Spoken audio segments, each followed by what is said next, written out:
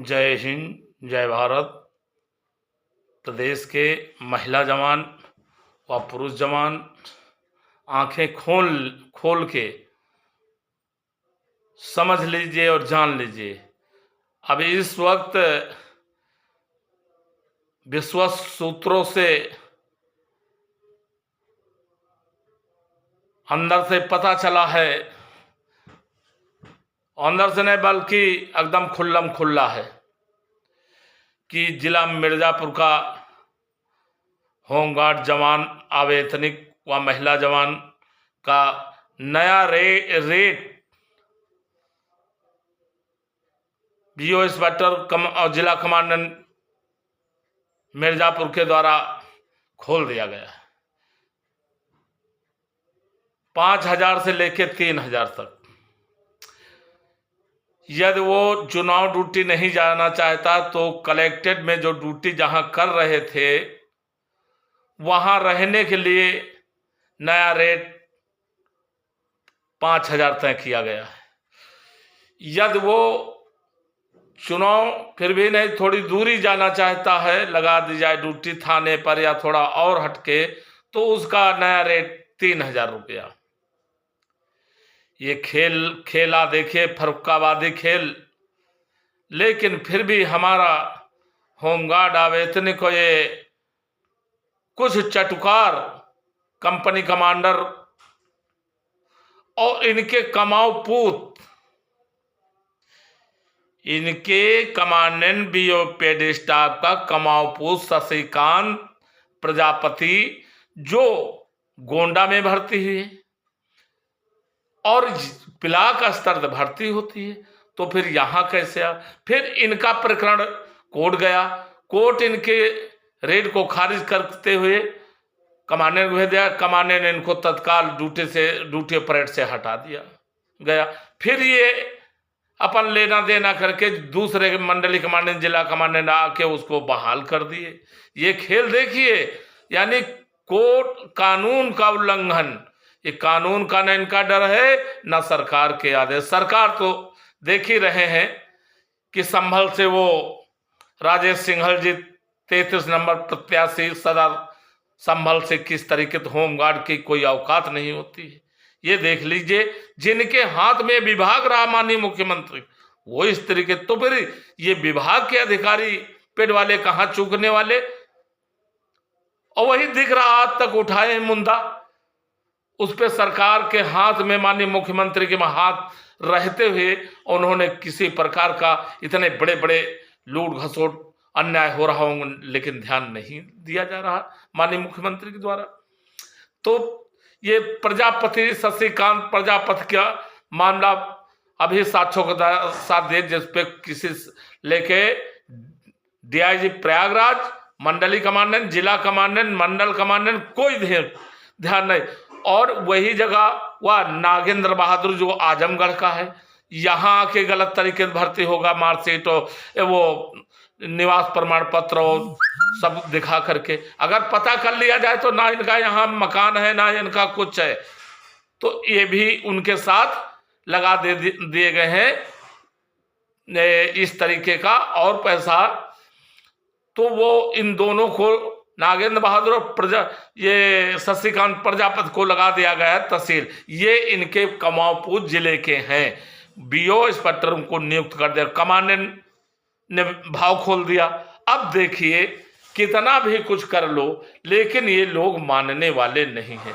मानने वाले हमारे जवान भी महिला होमगार्ड जवान और महिला बहन नहीं, क्योंकि ये गुलामी में जिए हैं और गुलामी इनको ही पसंद हमारे साथ। और ये डर के घेरे से निकल नहीं पा रहे हैं। इनको थोड़ा धमका दिया जाए, चाहे इनका सब कुछ लूट लो। यही वैतनिक कर रहा है कि इनकी नस पकड़े है, इनको चने का पेन बढ़ा रखा है और ये बने भी हैं।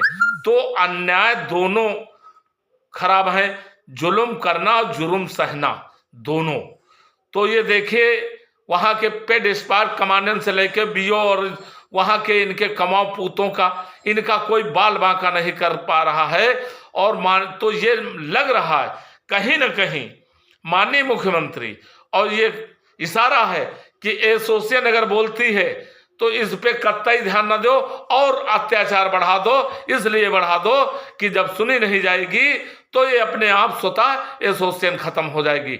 लेकिन वहते जड़जू और ना मानने वाले और ये जुर्म को सहने वाले, गुलामी में रहने वाले, और ये लोग भी दोषी हैं। ऐसा नहीं कि ये दोषी नहीं। यदि अपने इनके साथ अन्याय हो रहा और ये आवाज अपनी नहीं उठा रहे हैं तो बताइए, हम लोग तो उठा रहे हैं, जान रहे हैं, समझ रहे हैं। और जो साक्ष्यों से दिया है सबको, मैं डीआईजी प्रयागराज को, मंडली कमांडेंट, जिला कमांडेंट, उसके बाद किसी प्रकार का संज्ञान नहीं। तो ये बिल्कुल मालूम हो रहा कि ये एसोसिएशन को बिल्कुल वो बना लिया है तमाशा। तो हम लोग भी सोच चुके, ऑल इंडिया इंटरनेशनल स्तर पर अब इसकी बात हम पूरे राष्ट्र, पूरे प्रदेश उठाएंगे मिलके, और नहीं तो पूरा प्रदेश उत्तर प्रदेश में बुलाया जाएगा और इस पे हम लोग आगे कदम उठाएंगे।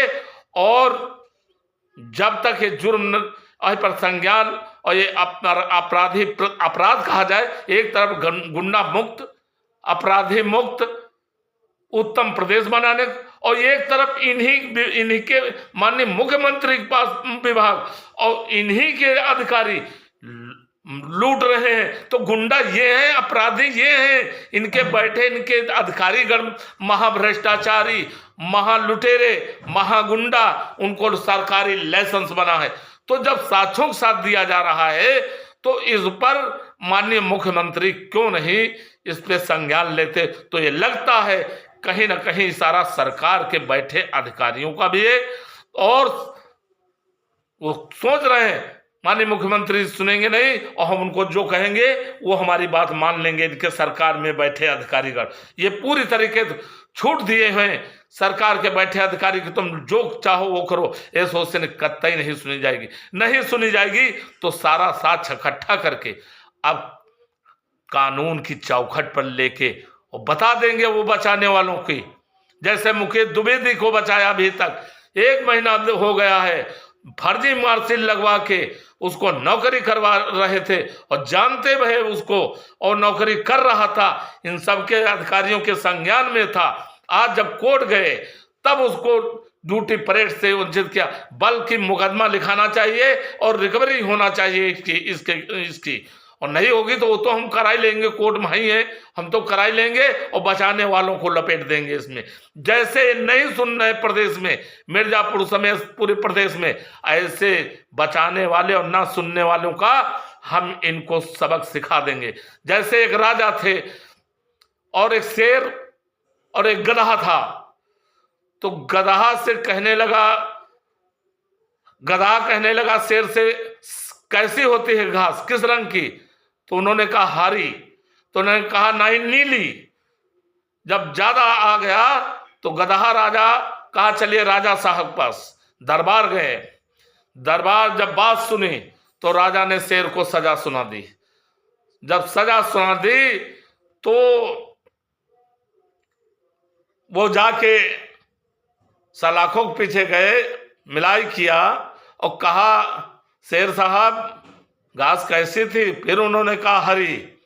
कहा देखा तुमको मैंने कैसे राजा साहब मेरा पक्ष कर रहे हैं, मेरी बात मानिए और नहीं तो इसी तरीके तुमको फिर लौट आओगे छूट, फिर तुमको जेल भेजा देंगे, नहीं सही हो जाओ। उसके बाद उन्होंने पूरी अपनी अवध काट के बाहर आए राजा साहब पास, कहे राजा साहब इस सामने घास खड़ी कैसी है? कहा हरी है। तो कहा फिर हमको सजा क्यों सुना दिया? कहा सजा इसलिए सुना दिया कि गधे से आप बहस क्यों किया, गधे से बहस करने की एवज में आपको सजा दिया, बाकी घास हरी है।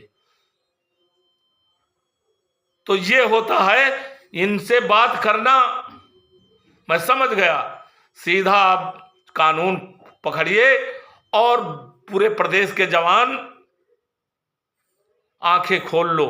एक गुलामी सन 62 से कर रहे हो और हमारे वो तो कर ही रहे हैं अवैतनिक अधिकारी अपनी सिर्फ अपने फायदे के लिए पूरे होमगार्डों का, और उसमें कुछ होमगार्ड और महिलाएं भी शामिल हैं जो गुलामी में जी रही हैं अपने फायदे के लिए। काफी जवानों को और महिला बहन जवानों को परेशान किया हो रही हैं इनकी वजह से, इन कायरों की वजह से, इन गुलामों की वजह से, इन मक्कारों की वजह से।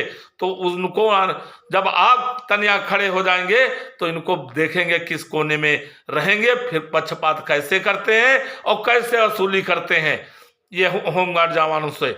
तो आप लोग, अब मेरे पास तो साक्ष्य इकट्ठा है अपने अपने जिले से, आप पूरा रिकॉर्ड दीजिए। और हम अब ये एक निर्णय पर पहुंचे हैं कि इनके खिलाफ सारे साक्ष्य इकट्ठा होके और कोर्ट के शरण में जाया जाए।